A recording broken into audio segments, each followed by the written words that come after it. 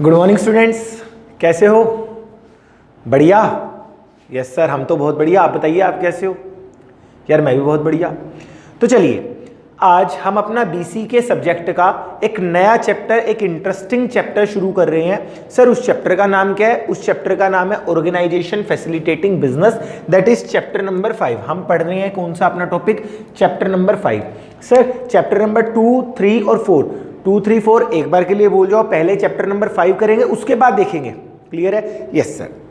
तो chapter number 1 I think आप लोगों को समझ आया होगा, और चैप्टर नंबर 1 मेरे पार्ट पर इन डिटेल पूरा का पूरा कवर अप है। दूसरी चीज, उसकी रिविजनरी वीडियो भी हम लोगों ने आपके साथ शेयर कर चुके हैं। अगर आपको लगे कि चैप्टर नंबर 1 को रिवाइज करने के अंदर आपको थोड़ी सी डिफिकल्टी आ रही है, देन प्लीज आप हमारी रिविजनरी वीडियो को देख सकते हैं, ताकि इन डिटेल आपका चैप्टर नंबर 1 रिवाइज हो जाए। Clear?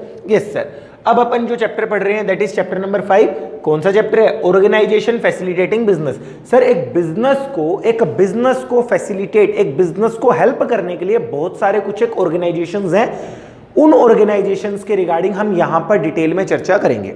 Clear? Yes sir. Then business, organisation facilitating business. Business को कौन कौन से ऑर्गेनाइजेशन फैसिलिटेट करते हैं? सर दो तरह के ऑर्गेनाइजेशन है, नॉन फंडिंग ऑर्गेनाइजेशन या नॉन फंडिंग इंस्टीट्यूशन और फंडिंग इंस्टीट्यूशन। मतलब एक ऐसे इंस्टीट्यूशन जो बिजनेस को फंडिंग प्रोवाइड नहीं करते, जो बिजनेस को पैसा प्रोवाइड नहीं करते, बट वो किसी ना किसी वे में बिजनेस की हेल्प करते हैं। सर कौन कौन से ऐसे ऑर्गेनाइजेशन है? RBI, reserve bank of India. Sir reserve bank of India क्या बिजनेस की हेल्प करता है? Yes sir. सर किस तरह से हेल्प करता है? अच्छा, मेरे को एक बिजनेसमैन को अगर लोन लेना होगा तो क्या वो आरबीआई से लोन ले पाएगा? नहीं सर। एक बिजनेसमैन को अगर लोन लेना होगा तो आरबीआई से कभी भी लोन नहीं मिलेगा। बट क्या आरबीआई एक बिजनेस को सुचारू रूप से, एक बिजनेस को ऑर्गेनाइज्ड वे के अंदर चलाने में क्या आरबीआई एक बिजनेस की हेल्प करता है? Yes sir. सर किस तरीके से करता है हेल्प? बैंकिंग सिस्टम पूरा का पूरा मैनेज करके रखता है। क्लियर है?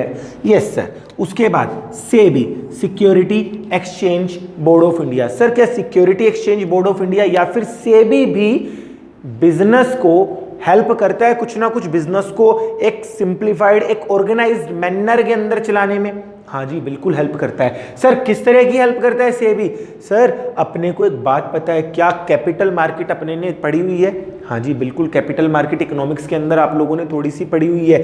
सर इंडिया के अंदर स्टॉक एक्सचेंज होती है। इंडिया के अंदर दो तरह की रिकॉग्नाइज्ड स्टॉक एक्सचेंज है। First one is national stock exchange and second one is Bombay stock exchange. Sir वहां पर क्या होता है? वहां पर एक लिस्टेड या बहुत सारी लिस्टेड कंपनी के शेयर्स का, बहुत सारी लिस्टेड कंपनी के शेयर्स की सेल और परचेज होती है। क्लियर है? Yes sir. तो उन कंपनी के शेयर्स के दाम, शेयर के प्राइसेस एकदम से जंप ना मार जाए और एकदम से बिल्कुल डाउन ना हो जाए, हेंस इसको क्या रेगुलेट करने के लिए हमको एक बॉडी की रिक्वायरमेंट थी। Yes sir. और उस बॉडी का नाम है security exchange board of India. यहां तक की बात क्लियर है? Yes sir. क्या सेबी भी एक बिजनेस को चलाने के लिए क्या अपनी पूरा का पूरा योगदान देता है? Yes sir. बट सेबी आपको फंड्स प्रोवाइड नहीं करवाता। क्लियर है? Yes sir. उसके बाद सीसीआई। सर ये क्या है CCI? Competition commission of India. एक एक पॉइंट को पढ़ेंगे, डिटेल में अपन चर्चा करेंगे। अभी हल्का फुल्का बता रहा हूं कि सीसीआई क्या है, सेबी क्या है, आरबीआई क्या है, आईआरडीआई क्या है, नाबार्ड क्या है, सारी की सारी बातों के अंदर इन डिटेल हम चर्चा करेंगे। क्लियर है? Yes sir. सर सीसीआई क्या है? Competition commission of India. Sir ये है क्या कंपटीशन कमीशन ऑफ इंडिया? देखते हैं क्या सर। क्या देश के अंदर, क्या प्रोडक्ट्स के बीच में, क्या ऑर्गेनाइजेशंस के बीच में कंपटीशन होना चाहिए? यस सर, बिल्कुल कंपटीशन होना चाहिए। बट क्या इस तरह का कंपटीशन होना चाहिए?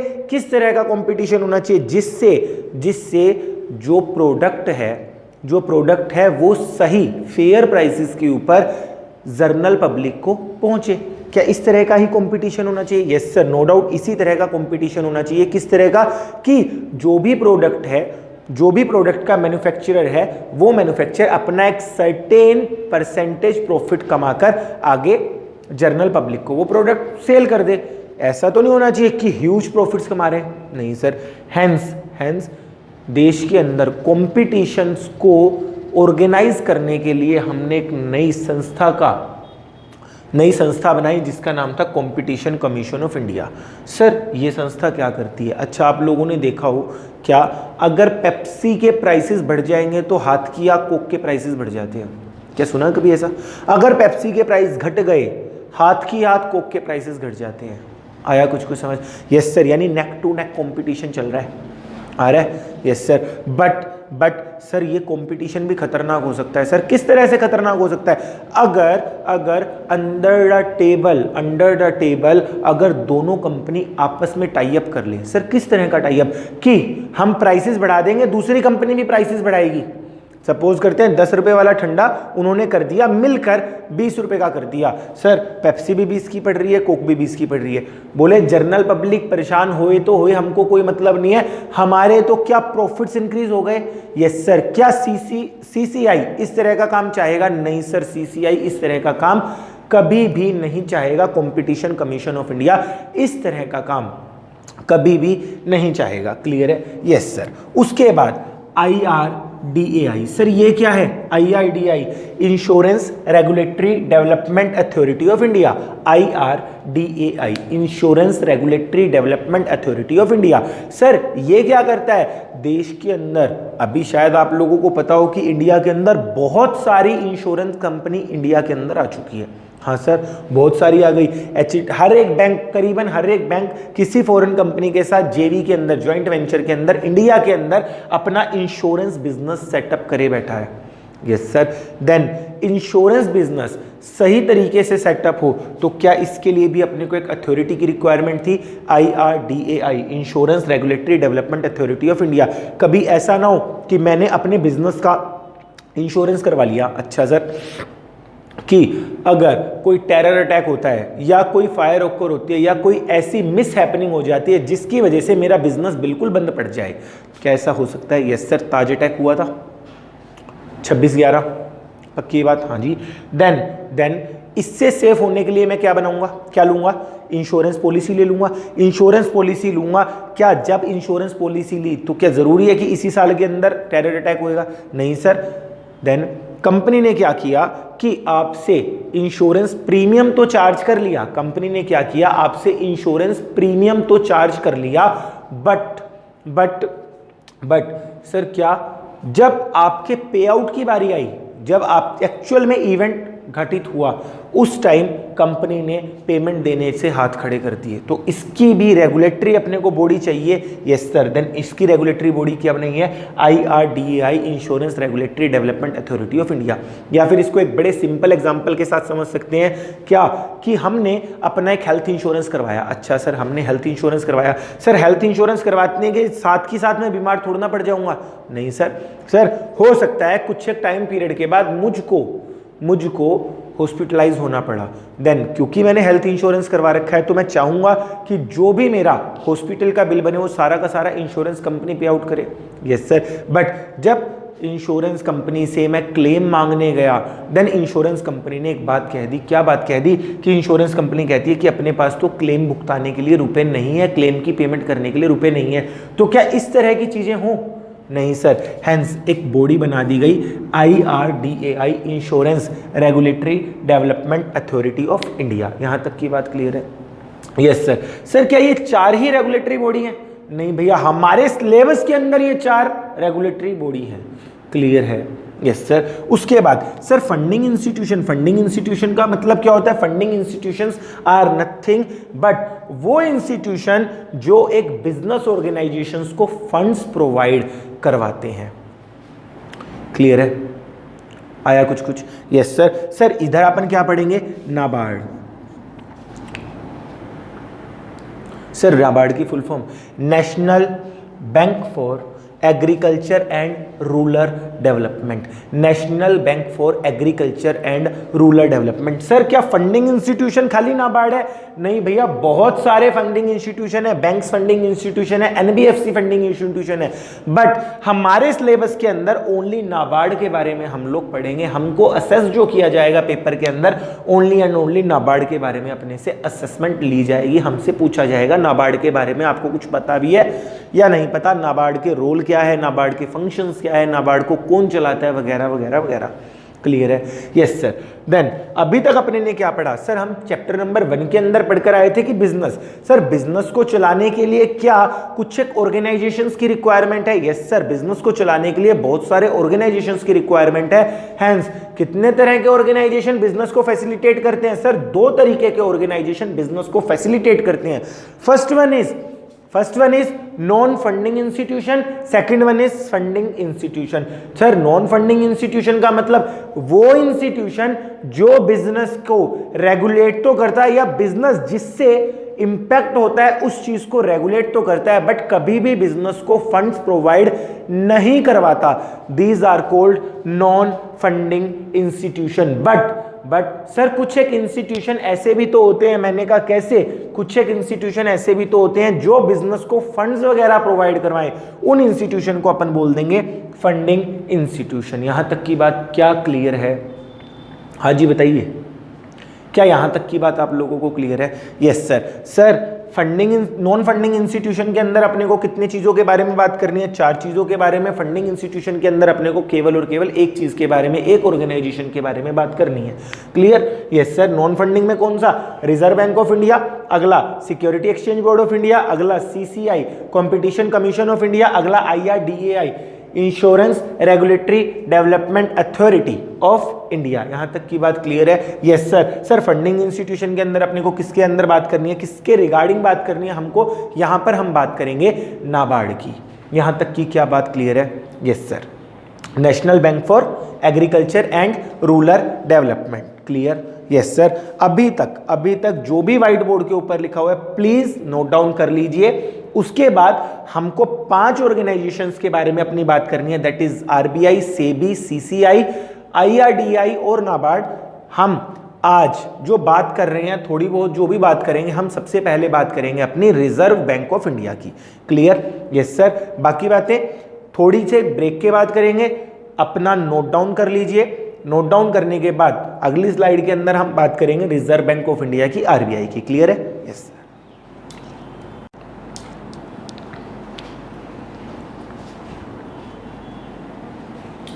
हाँ जी करें स्टार्ट?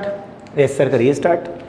देन हमने देखा कि 2 तरह के इंस्टीट्यूशन होते हैं। First one is non funding institution, second one is funding institution. Non funding institution के अंदर अपने ने क्या क्या बातें करनी है? सर अपने ने बात करनी है RBI की, अपने ने बात करनी है security exchange board of India की, अपने ने बात करनी है कंपटीशन कमीशन ऑफ इंडिया की और insurance regulatory development authority of India की। यहां तक की बात क्लियर है? Yes sir. तो हम सबसे पहले जो चर्चा कर रहे हैं, सबसे पहले जो हम बात कर रहे हैं, that is reserve bank of India की, RBI की। सर RBI की फुल फॉर्म क्या है? Reserve bank of India. कोई नई वाली बात नहीं है। अच्छा सर कब बना था RBI?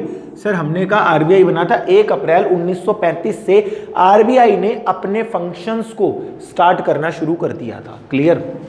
Yes sir. यानी 1 अप्रैल 1935 से भारत के रिजर्व बैंक ऑफ इंडिया ने, भारत के सेंट्रल बैंक ने अपने ऑपरेशंस, अपने फंक्शंस को शुरू कर दिया था, स्टार्ट कर दिया था। अच्छा सर RBI को भी कोई गवर्न करता है? हाँ जी RBI को गवर्न करता है। कौन? RBI का खुद का act.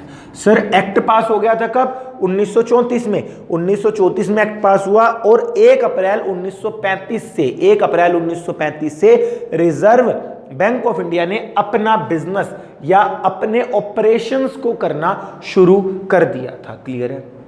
Yes sir. Sir RBI के अंदर क्या कोई लोग बैठते होंगे? क्या कोई बोर्ड ऑफ डायरेक्टर्स या बोर्ड बैठता होगा जो RBI के काम करता हो? Yes sir. अब क्वेश्चन आएगा सर RBI के काम क्या होते हैं? वो कल की क्लास में देखेंगे कि what are the functions of RBI, what are the roles of RBI, ये अपन कल देखेंगे। बट क्या RBI के कुछ एक फंक्शंस होंगे? Yes sir. बट उन फंक्शंस को करने के लिए क्या किन्हीं पर्संस की रिक्वायरमेंट अपने को पड़ेगी? Yes sir. वो रिक्वायरमेंट जो पड़ेगी तो क्या उनकी अपॉइंटमेंट होनी पड़ेगी? Yes sir. RBI के अंदर जिस जिस बंदे की रिक्वायरमेंट पड़ती है उसकी अपॉइंटमेंट कौन करता है? CG, that is centre government board of directors, या बोर्ड को अपॉइंट करता है। किसके? RBI के बोर्ड को सेंटर गवर्नमेंट अपॉइंट करती है। क्लियर है? यस सर, इतना पार्ट क्लियर होता है शायद। अच्छा सर, जब आरबीआई इनिशियली जब एस्टेब्लिश हुआ था, इनिशियली एस्टेब्लिश हुआ था का मतलब सर 1934-35 के अंदर जब आरबीआई एस्टेब्लिश कर रहे थे, तो आरबीआई को हमने एस्टेब्लिश किया था कलकत्ता में। सर क्यों कलकत्ता में एस्टेब्लिश किया था? उसका सबसे बड़ा रीजन ये था क्योंकि उस टाइम कौन सा टाइम सर? इंडिपेंडेंस से पहले हमारी फाइनेंशियल कैपिटल जो होती थी वो कलकत्ता होती थी। आया कुछ समझ? Yes sir. Sir initially independence से पहले हमारी जो फाइनेंशियल कैपिटल होती थी वो होती थी कलकत्ता, बट आफ्टर इंडिपेंडेंस ये हमारी फाइनेंशियल कैपिटल मूव कहां पर हो गई सर? वो मूव हो गई मुंबई के अंदर। देन क्या आरबीआई को भी मूव करवाना पड़ेगा मुंबई पे? Yes sir. हेंस उन्होंने क्या करा सेंट्रल गवर्नमेंट ने, but was permanently move, sir permanently move करवा दिया कहां पर? मुंबई के अंदर। कब? 1937 के अंदर। आया कुछ समझ? Yes sir. यानी आरबीआई की full form reserve bank of India. इसने अपने ऑपरेशंस, अपने फंक्शंस कब से शुरू करने स्टार्ट किए थे? 1 अप्रैल 1935 से। सर आरबीआई का क्या कोई कानून है, कोई एक्ट है? यस सर, आरबीआई का एक्ट है, आरबीआई एक्ट 1934। यहां तक कि शायद आप लोगों को बात क्लियर है। अच्छा, एक क्वेश्चन पूछता हूं और उस क्वेश्चन का आंसर आप लोग हमको कमेंट सेक्शन के अंदर देंगे। सर क्या क्वेश्चन है? एक्ट कैसे बनता है? एक्ट कौन बनाता है? क्लियर है? Yes sir. कल की क्लास के अंदर इस क्वेश्चन के आंसर को डिस्कस करेंगे, बट अगर आप लोगों को आंसर आता है देन प्लीज कमेंट सेक्शन के अंदर मुझको बताइएगा कि एक्ट कैसे बनता है, एक्ट को बनाता कौन है। क्लियर है? Yes sir. आरबीआई का एक एक्ट बना है अपना। यस सर, बिल्कुल बना है। 1934 के अंदर आरबीआई का एक्ट बना है। सर इस चैप्टर में हमारे पास क्वेश्चन किस तरह के आएंगे? बड़ा सिंपल सा क्वेश्चन आएगा, क्या कि आरबीआई ने अपने ऑपरेशन कब से शुरू करना स्टार्ट किया? 1 अप्रैल 1934, 1 अप्रैल 1935, 1 जनवरी 1934, 1 जनवरी 1935। The right answer is 1 April 1935। Clear है? Yes sir. आरबीआई का एक्ट कौन सा है? आरबीआई एक्ट 1933, 1934, 1935 या 1932? The right answer is RBI act 1934। यहां तक की बात क्लियर है? Yes sir. सर यहाँ पर आरबीआई के अंदर जो भी बोर्ड को अपॉइंट किया जाता है, कौन अपॉइंट करता है? Central government will appoint the board. Sir initially RBI का ऑफिस, आरबीआई का हेडक्वार्टर या हेड ऑफिस आरबीआई का कहां पर मेंटेन किया गया था, एस्टेब्लिश कहां पर किया गया था? कलकत्ता के अंदर। बट बाद में, कब बाद में? 1937 के बाद। 1937 में इस ऑफिस को परमानेंटली मूव कर दिया कहां पर? मुंबई में। यहां तक की बात क्लियर है? Yes sir. आगे पढ़े। हाँ जी सर, हमारे ना 1 स्टार रहा हुआ है हमारा, देखते हैं क्या। Originally private owned since nationalisation in 1949 RBI is fully owned by government of India. Sir हमने कहा क्या सर, जब आरबीआई बना था ना, तो आरबीआई के जो शेयर्स थे, आरबीआई जो बना था, आरबीआई कंपनी की फॉर्मेट के अंदर बना था। आरबीआई के जो शेयर्स थे वो प्राइवेट प्लेयर्स के पास थे, प्राइवेट ओन्ड एंटिटी के पास थे, एक इंडिविजुअल एंटिटी के पास थे। यहां तक की बात क्लियर? Yes sir. बट जब देश आज़ाद हुआ 1947 के अंदर, उसके बाद हमारी बैंकिंग के अंदर बहुत गजब के चेंजेस हुए थे। उस टाइम हमने काफ़ी अपने बैंकिंग को, बल्कि मैं बात करूं तो लगभग सारे बैंक्स को हमने नेशनलाइज बैंक कर दिया था। हर बैंक के अंदर उस टाइम की बात कर रहा हूँ, 1947 या 48 के आसपास की।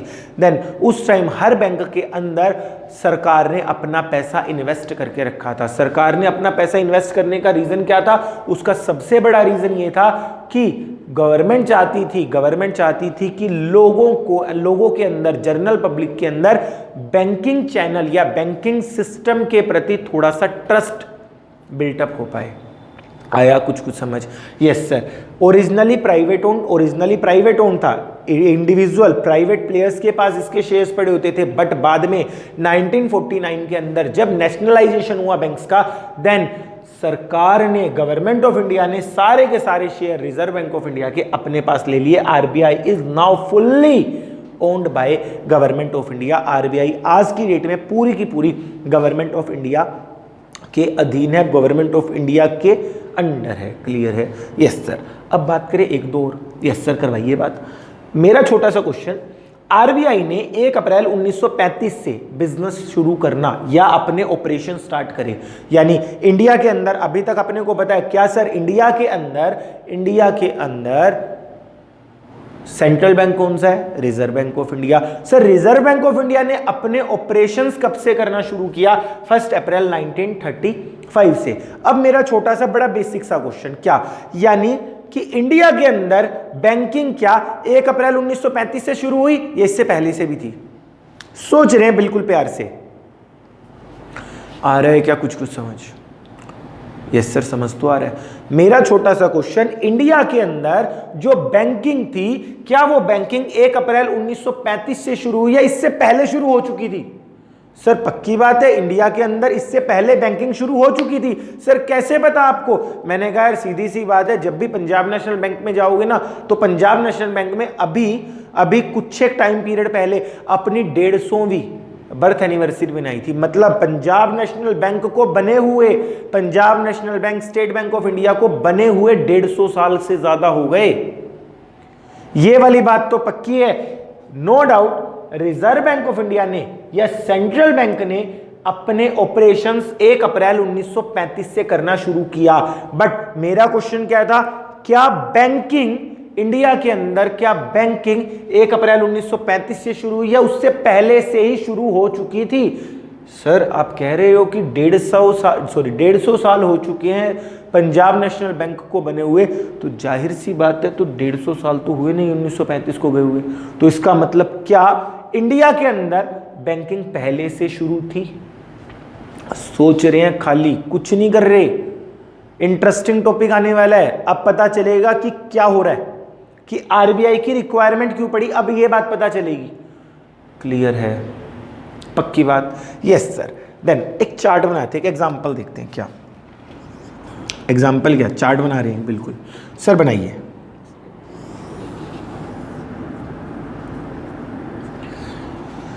सर हमने क्या कहा, हमने कहा क्या कि 1 अप्रैल 1935 से आरबीआई एस्टेब्लिश हो गया। पक्की बात? Yes sir. और आरबीआई का एक्ट कब बन गया था? यहाँ पर कहीं पर 1934 के अंदर आरबीआई बना, आरबीआई का एक्ट बना। और आरबीआई ने अपने ऑपरेशंस कब से करना शुरू कर दिया था? 1935 से। क्लियर है? Yes sir. अब मेरा छोटा सा क्वेश्चन, क्या बैंकिंग 1935 से शुरू हुई थी या फिर 1935 से पहले शुरू हो चुकी थी? सर बैंकिंग तो इससे पहले पक्की बात है शुरू हो चुकी थी, क्योंकि पंजाब नेशनल बैंक उस टाइम भी था, आरबीआई से पुराना बैंक है। State bank of India Punjab national bank या आरबीआई से पुरानी बैंक है। तो सर क्या बैंकिंग इससे पहले शुरू हो चुकी थी? Yes sir. कब? करीबन 1770 से हिंदुस्तान के अंदर, करीबन 1770 से हिंदुस्तान के अंदर क्या शुरू हो चुकी थी? बैंकिंग शुरू हो चुकी थी। क्लियर है? Yes sir. अच्छा मेरा छोटा सा क्वेश्चन, सर इस टाइम पीरियड पर 1934-35 के आसपास या इस टाइम पीरियड पर देश के अंदर कौन सी गवर्नमेंट होगी? अच्छा गवर्नमेंट होगी भी या नहीं होगी, पहले तो ये बताओ। सर गवर्नमेंट तो थी। सर कौन सी गवर्नमेंट थी? मैं कहूँ ब्रिटिश गवर्नमेंट थी। बताओ यार, हाँ या ना? Yes sir. पक्की बात? हाँ। देन मेरा छोटा सा क्वेश्चन, 1934-35 से पहले या 1934-35 के टाइम पीरियड पर देश के अंदर क्या कोई सरकार थी? बताओ। यस सर सरकार तो थी, यानी गवर्नमेंट तो थी। सर यहां पर कहीं पर गवर्नमेंट तो थी, और कौन सी गवर्नमेंट थी ये भी आप लोगों को पता है, ब्रिटिश गवर्नमेंट। ब्रिटिश लोग हमारे ऊपर राज करते थे, ब्रिटिश गवर्नमेंट हमारे यहाँ पर थी। इतना पार्ट क्या क्लियर होता है? बोलो हाँ। Yes sir. पक्की बात? Yes sir. अब मुद्दा आया कि सर एक्चुअल में हल्का फुल्का मैंने पढ़ाया नहीं है, but reserve bank of India या फिर एक सेंट्रल बैंक का काम क्या होता है, वैसे ही सोच रहे हैं। सर सेंट्रल बैंक का काम जो होता है ना, सेंट्रल बैंक का ये काम होता है कि देश के अंदर ना क्रेडिट फैसिलिटी को अगर एक मतलब सिस्टमेटिक वे के अंदर चलाना, ऐसा ना हो कि देश के अंदर बहुत ज़्यादा पैसा हो जाए और ऐसा भी ना हो कि देश के अंदर पैसा ही नहीं है। क्योंकि अगर गवर्नमेंट ने या फिर अगर रिजर्व बैंक ऑफ इंडिया ने बहुत सारे पैसे को प्रिंट कर दिया, मतलब बहुत ज़्यादा करेंसी अगर बहुत ज़्यादा करेंसी अगर बाजार में आ जाएगी तो क्या करेंसी का भाव कम हो जाएगा? Yes sir. इसका प्रैक्टिकल एग्जांपल युगांडा, देखा हुआ युगांडा, ये देखा क्या होगा, सुना हुआ है नाम? Yes sir. सर युगांडा के अंदर पैसे का कोई कीमत ही नहीं है, रुपए की कोई कीमत ही नहीं है। मतलब वहां के लोगों को अगर आग जलानी हो, उनको लकड़ी नहीं मिल रही तो वो पैसा जला देते हैं। इतनी गिर गई है वहां की इकोनॉमी, इतनी गिर गई है वहां के पैसे की कीमत। आया कुछ कुछ समझ? हेंस क्या आरबीआई का काम है देश के अंदर करेंसी के फ्लो को मेंटेन करना? Yes sir. अगर देश के अंदर करेंसी का फ्लो कम हो रहा है तो क्या करना? करेंसी को, नई करेंसी को इशू करना। अगर देश के अंदर करेंसी का फ्लो बहुत ज़्यादा बढ़ रहा है तो बाजार से पैसा ले लेना, ताकि करेंसी की वैल्यू मेंटेन रहे। क्लियर है? Yes sir. देन जब ब्रिटिश गवर्नमेंट थी तो ब्रिटिश गवर्नमेंट को यह लगना शुरू हो गया कि देश के अंदर यानी इंडिया के अंदर एक सेंट्रल बैंक की जरूरत है जो पूरे देश के अंदर मॉनेटरी पॉलिसीज को डिजाइन कर पाए, क्रेडिट फैसिलिटीज को एक सिस्टमेटिक तरीके से चला पाए। देन 1921 के अंदर, 1921 के अंदर, सर क्या ये पेपर में आएगा? नहीं भैया, पेपर में शायद ना आए, आने को आ भी सकता है बट शायद ना आए। बट अपने को थोड़ी सी ना हिस्ट्री पता होनी चाहिए कि आरबीआई का जन्म आखिरकार ऐसे हुआ कैसे। आया कुछ कुछ? Yes sir. पहले अपने ने पढ़ा आरबीआई बना 1 अप्रैल 1935 में, आरबीआई का एक्ट बना 1934 में। मेरा छोटा सा क्वेश्चन ये आया कि भैया आरबीआई बनाने की जरूरत क्या पड़ी? सर इस टाइम गवर्नमेंट कौन सी थी? ब्रिटिश गवर्नमेंट थी। और बैंकिंग सिस्टम कब से शुरू था देश के अंदर? 1770 से बैंकिंग सिस्टम देश के अंदर शुरू था। देन ब्रिटिश गवर्नमेंट को ये लगा, अंग्रेजों को ये लगा कि देश के अंदर एक रिजर्व बैंक ऑफ इंडिया या देश के अंदर एक सेंट्रल बैंक की रिक्वायरमेंट है। हेंस सर क्यों रिक्वायरमेंट है? ताकि देश के अंदर पैसे का फ्लो, करेंसी का फ्लो प्रॉपर वे में हो पाए, क्रेडिट फैसिलिटी प्रॉपर वे में हो पाए। ऐसा ना हो कि बहुत ज्यादा आप क्रेडिट्स दे दो, और या फिर ऐसा भी ना हो कि आप क्रेडिट्स दो ही ना, बहुत ज्यादा क्रेडिट मिल जाएगा तो भी दिक्कत, और क्रेडिट अगर कोई बैंक देगा ही नहीं तो भी दिक्कत। आ रहा है कुछ कुछ समझ? Yes sir. रोल्स, फंक्शंस वगैरह सब कुछ कल डिस्कस करेंगे इन डिटेल, बट अभी देख रहे हैं कि आरबीआई बना कैसे। क्लियर है? Yes sir. देन गवर्नमेंट को ये तो पता चल गया था क्या कि देश के अंदर एक सेंट्रल बैंक की रिक्वायरमेंट है। हाँ सर बिल्कुल, गवर्नमेंट को, ब्रिटिश गवर्नमेंट को ये तो पता चल गया था क्या कि देश के अंदर एक सेंट्रल बैंक की रिक्वायरमेंट है। देन ब्रिटिश गवर्नमेंट ने 1921 के अंदर, 1921 के अंदर एक बात सोची। क्या बात सोची? कि भारत देश को, इंडिया को एक किसकी रिक्वायरमेंट है? एक सेंट्रल बैंक की रिक्वायरमेंट है। देन अब सेंट्रल बैंक ऐसे तो है नहीं कि कोई भी सेंट्रल बैंक कभी भी कैसे भी बना दो। क्या सेंट्रल बैंक बनने के लिए या सेंट्रल बैंक बनाने के लिए बहुत सारी कश्मकश, बहुत सारे मुद्दे, विचार विमर्श आएंगे? Yes sir. बट गवर्नमेंट को लग रहा था, ब्रिटिश गवर्नमेंट को, नहीं भैया सेंट्रल बैंक जरूरत है। देन ब्रिटिश गवर्नमेंट ने क्या किया? उस टाइम के सबसे बड़े बैंक्स, उस टाइम के 3 सबसे बड़े बैंक थे सर। कौन कौन से? Bank of Bombay, bank of Madras और बैंक ऑफ बंगाल।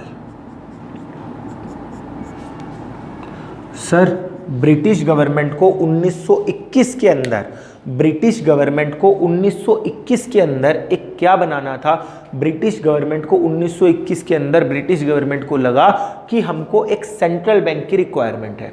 क्लियर है? Yes sir. But central bank ऐसे ही नहीं बन जाएगा। ब्रिटिश गवर्नमेंट एक ट्रायल एंड रन करना चाह रही थी। क्या करना चाह रही थी? एक बार देखे तो कि अगर जो भी 3 बड़े बैंक है इंडिया के उस टाइम के, कौन कौन से? Bank of Bombay, bank of Madras, bank of Bengal. Bank of Bombay, bank of Madras और बैंक ऑफ बंगाल का इन्होंने कर दिया मर्जर। आया कुछ कुछ? पक्की बात है?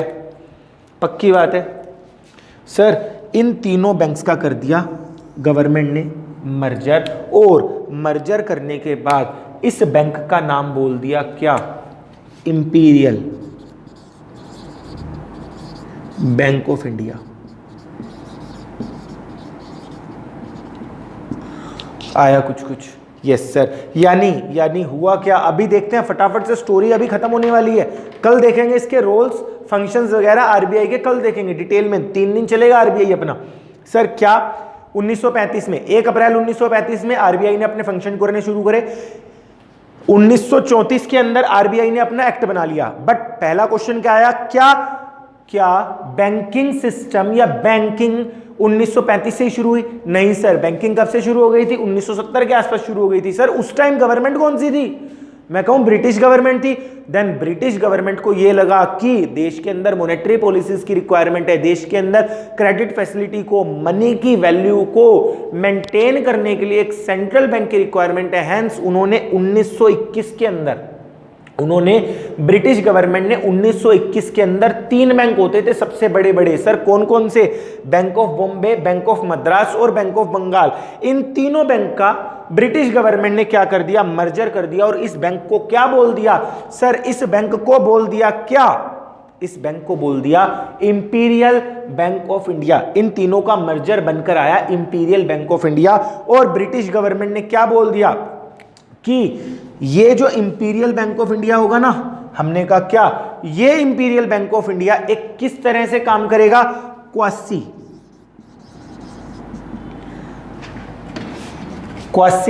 Central bank.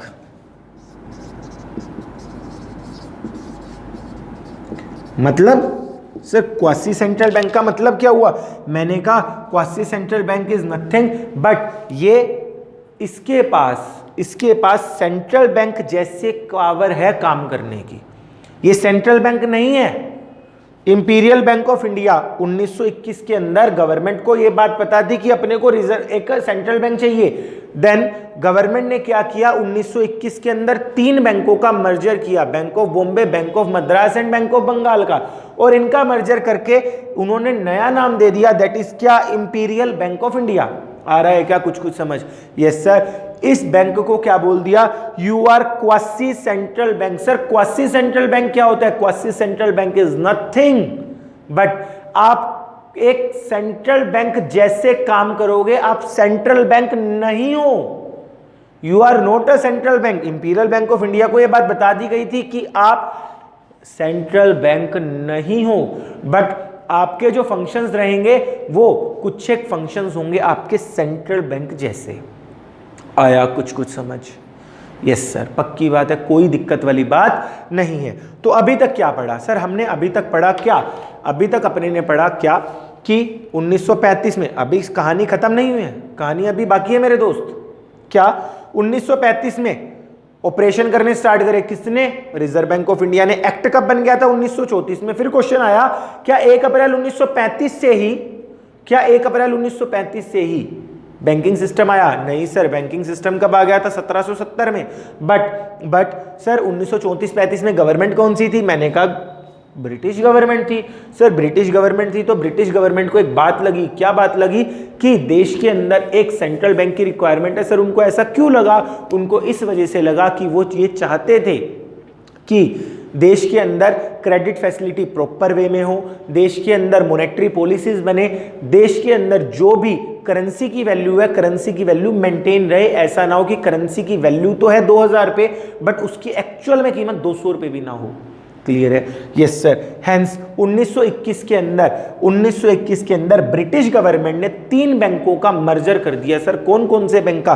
Bank of Bombay, bank of Madras, bank of Bengal.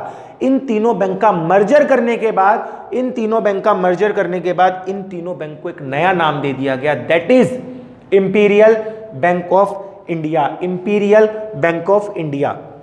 पक्की बात है? Yes sir. उसके बाद इंपीरियल बैंक ऑफ इंडिया को एक बात कही गई, क्या? You are not a central bank. आप सेंट्रल बैंक नहीं हो, but you are a quasi central bank. मतलब आप काम कर पाओगे सेंट्रल बैंक जैसे। आया कुछ समझ? पक्की बात है। यहां तक कोई दिक्कत हो तो बता दो, अदरवाइज आगे चलते हैं। चले आगे? Yes sir. हाँ जी, चलो जी आगे। Sir imperial bank of India quasi central bank था। Yes sir. मेरा छोटा सा question sir, imperial bank of India जो है दैट इज कौन से बैंक थे? Bank of Bombay, bank of Madras और बैंक ऑफ बंगाल। मेरा छोटा सा क्वेश्चन, क्या सर ये थे तो कमर्शियल बैंक ही? यस सर, पक्की बात सर, थे तो commercial bank he. Sir reserve bank of India की ड्यूटी क्या होती है? Sorry, reserve bank of India की ड्यूटी क्या होती है? रिजर्व बैंक ऑफ इंडिया की ड्यूटी होती है क्या कि जनरल पब्लिक के लिए क्या बनाए? अपनी पॉलिसीज बनाए। बट थे तो आखिरकार ये कमर्शियल बैंक ही ना सर, एक्चुअल में तो ये थे तो कमर्शियल बैंक ही। सर ये थे तो कमर्शियल बैंक सी, हाँ भैया बिल्कुल थे तो भाई ये कमर्शियल बैंक की। तो सर मैंने कहा क्या भैया ये जो पॉलिसीज बनाते होंगे क्या अपने बेनिफिट के लिए ही पॉलिसी बनाते होंगे? सोचते जाओ आराम से, पक्की बात।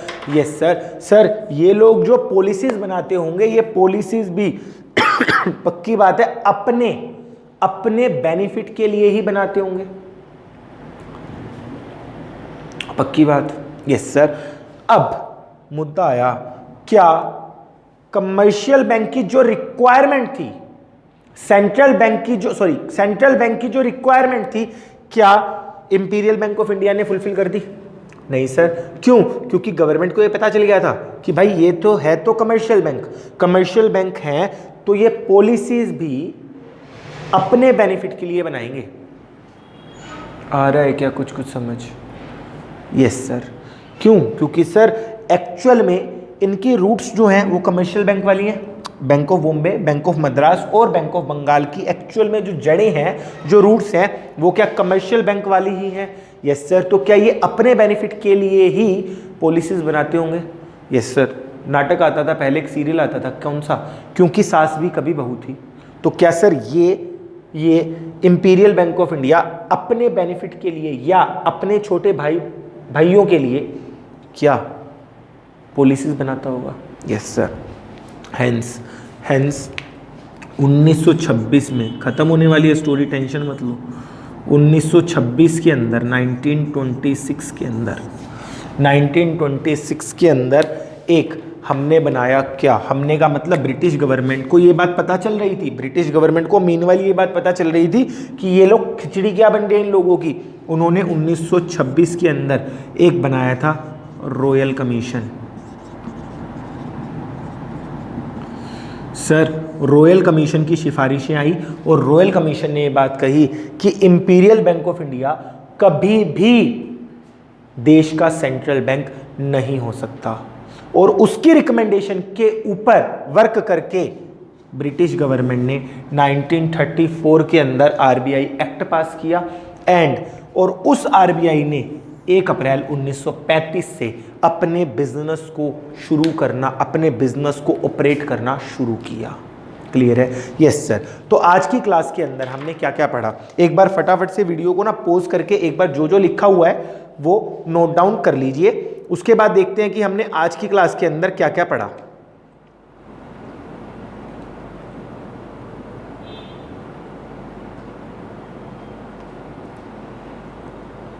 हाँ जी सर, आज की क्लास के अंदर हमने सबसे पहले देखा कि 2 तरह के इंस्टीट्यूशन होते हैं। First one is funding institution, second one is non funding institution. Funding institution के अंदर अपने को कुछ एक चीज़ों के बारे में बात करनी है, reserve bank of India, security exchange board of India और CCI competition commission of India, और last one is IRDAI insurance regulatory development authority of India.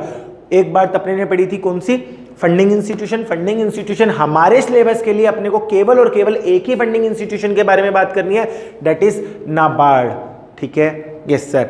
हमने सबसे पहले बात करी रिजर्व बैंक ऑफ इंडिया की। आरबीआई की फुल फॉर्म क्या है? Reserve bank of India. Reserve bank of India ने अपने ऑपरेशन कब से करने शुरू करे? 1 अप्रैल 1935 से। आरबीआई क्या कोई कानून है आरबीआई का अपना? Yes sir, RBI act 1934। Sir RBI के अंदर जो बोर्ड होता है उसको अपॉइंट कौन करता है? उसको अपॉइंट करती है central government. RBI initially establish हुआ था कहां पर? कलकत्ता के अंदर। क्यों कलकत्ता में एस्टेब्लिश हुआ था? उसका रीजन था उस टाइम हमारी जो फाइनेंशियल कैपिटल थी दैट इज कलकत्ता, बट बाद में हमारी फाइनेंशियल कैपिटल चेंज होकर कहां पर शिफ्ट हो गई थी? मुंबई के अंदर। हैंस आरबीआई ने भी 1937 के अंदर अपने बिजनेस को, अपने एस्टेब्लिशमेंट को परमानेंटली मूव कर लिया था 1937 के अंदर मुंबई के अंदर। सर सबसे पहले जब आरबीआई बना था तो एक कंपनी फॉर्म के अंदर आरबीआई बना था और इसके जो शेयर्स थे वो सारे के सारे शेयर्स किन्हीं प्राइवेट प्लेयर्स के, प्राइवेट पर्संस के पास थे। बट जब 1949 के अंदर सभी बैंकों का नेशनलाइजेशन हो रहा था उस टाइम पर आरबीआई के सारे शेयर्स सरकार ने अपने कब्जे में ले लिए थे, सारे के सारे शेयर्स सरकार ने अपने पास रख लिए थे। फिर अपने ने एक आरबीआई की हिस्ट्री पढ़ी। हिस्ट्री के अंदर अपने सबसे पहले क्या पढ़ा? 1 अप्रैल 1935 से आरबीआई ने अपना बिजनेस ऑपरेट करना शुरू किया। 1934 में आरबीआई ने अपना एक्ट बनाया। बट मुद्दा आया क्या 1 अप्रैल 1935 से ही बैंकिंग आई इंडिया में? नहीं सर, बैंकिंग कब से आ गई थी? 1770 के अंदर। उस टाइम पीरियड पर 1934-35 में हमारी गवर्नमेंट कौन सी थी? क्या गवर्नमेंट थी? यस सर, कौन सी गवर्नमेंट थी? ब्रिटिश गवर्नमेंट थी। सर ब्रिटिश गवर्नमेंट को 1921 के अंदर लगा कि देश के अंदर सेंट्रल बैंक की रिक्वायरमेंट है। सर ऐसा उनको क्यों लगा? ऐसा उनको बड़े सिंपल शब्दों के अंदर इस वजह से लगा क्योंकि सेंट्रल बैंक मॉनेटरी पॉलिसीज लेकर आता है, सेंट्रल बैंक देश के हित के लिए काम करता है, जनरल पब्लिक के लिए काम करता है, क्रेडिट फैसिलिटी को मेंटेन करके रखता है और पैसे की वैल्यू को मेंटेन करके रखता है। 1921 के अंदर ब्रिटिश गवर्नमेंट को लगा क्या कि देश के अंदर एक क्या होना चाहिए? देश के अंदर एक सेंट्रल बैंक होना चाहिए। देन ब्रिटिश गवर्नमेंट ने क्या किया सर? 3 बैंक्स का मर्जर किया। कौन कौन से बैंक का? Bank of Bengal, bank of Madras और bank of Bombay.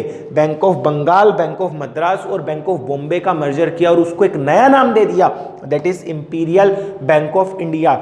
And imperial bank of India को यह बात बोल दी गई you are a quasi central bank. Quasi central bank का मतलब आपके पास सेंट्रल बैंक जैसा काम करने के अधिकार हैं। आप मॉनेटरी पॉलिसीज को डिजाइन करोगे देश के लिए, बट क्योंकि सर ये थे तो कमर्शियल बैंक, देन इन्होंने जो that is imperial bank of India ने जो पॉलिसीज डिजाइन की होगी क्या कमर्शियल बैंक के हितों को ध्यान में रखकर की होगी? Yes sir. क्या उन्होंने जनरल पब्लिक से के हितों से बड़ा बेनिफिट कमर्शियल बैंक्स को दिया होगा? Yes sir. हैंस ये वाली बात ब्रिटिश गवर्नमेंट को पता थी। हैंस उन्होंने 1926 के अंदर एक रॉयल कमीशन बनाया और रॉयल कमीशन ने एक बात कह दी। क्या बात कह दी? कि सर रॉयल कमीशन ने यह बात कह दी कि इंपीरियल बैंक ऑफ इंडिया कभी भी एक सही तरीके से सेंट्रल बैंक देश का बन ही नहीं सकता। क्यों? क्योंकि उसकी रूट्स कौन सी है? कमर्शियल बैंक वाली है। उसकी जड़ें कौन सी है? कमर्शियल बैंक वाली है। हैंस 1926 के अंदर रॉयल कमीशन ने यह बात कह दी थी कि हमको एक नया सेंट्रल बैंक चाहिए और 1935 के अंदर 1934 के अंदर अपने ने रिजर्व बैंक ऑफ इंडिया का एक्ट बना दिया था और 1935 के अंदर आरबीआई ने अपने ऑपरेशंस करने शुरू कर दिए थे। क्लियर है? Yes sir. अब किसी बच्चे का डाउट होगा। मैंने कहा क्या सर? एक बच्चे का डाउट आया सर आखिरकार इंपीरियल बैंक ऑफ इंडिया का हुआ क्या? आया कुछ। Yes sir. सर नया बैंक बना दिया, इन तीनों बैंक को मर्ज करके एक नया बैंक बना दिया that is imperial bank of India. हाँ जी सर। 1921 से लेकर 34 तक तो imperial bank of India quasi central bank जैसा सा काम कर रहा था, बट 1934-35 के बाद तो रिजर्व बैंक ऑफ इंडिया अपना आ ही गया था। तो भैया इसके बाद इंपीरियल बैंक ऑफ इंडिया का हुआ क्या? छोटा सा क्वेश्चन तो ये है। मैंने कहा किसी का स्टेट बैंक ऑफ इंडिया में अकाउंट है क्या? हाँ सर बहुत सारे लोगों का है। अच्छा हाँ जी सर इसका नया नाम है। आया कुछ? Yes sir. पक्की बात? Yes sir. Imperial bank of India को बाद में कन्वर्ट कर दिया गया कौन से बैंक के अंदर? That is state bank of India के अंदर। पक्की बात? Yes sir. चलिए होप सो आपको आज का लेक्चर बड़ा अच्छा लगा होगा। Yes sir. आज के लेक्चर के अंदर हमने एक क्वेश्चन रखा है क्या कि एक्ट कौन बनाता है? इसके प्लीज़ कमेंट सेक्शन के अंदर हमको आंसर दीजिएगा। अगर आज की क्लास आपको अच्छी लगी हो then please comment and like, और अभी तक के लेक्चर के अंदर अगर आपको किसी भी तरह का कोई भी डाउट आ रहा है देन प्लीज़ आप मुझको मेरे व्हाट्सएप नंबर के ऊपर आप क्वेरी अपनी पूछ सकते हैं। जल्दी से जल्दी आपकी क्वेरी का आंसर करने की हमारी कोशिश रहेगी। और तो आज का लेक्चर इधर ही ओवर करते हैं। तब तक के लिए घर पर रहिए, सुरक्षित रहिए, हंसते रहिए, हंसाते रहिए। तो तब तक के लिए कल मिलेंगे। जय हिंद, जय भारत, भारत माता की जय। चलिए बाकी बातें कल करते हैं।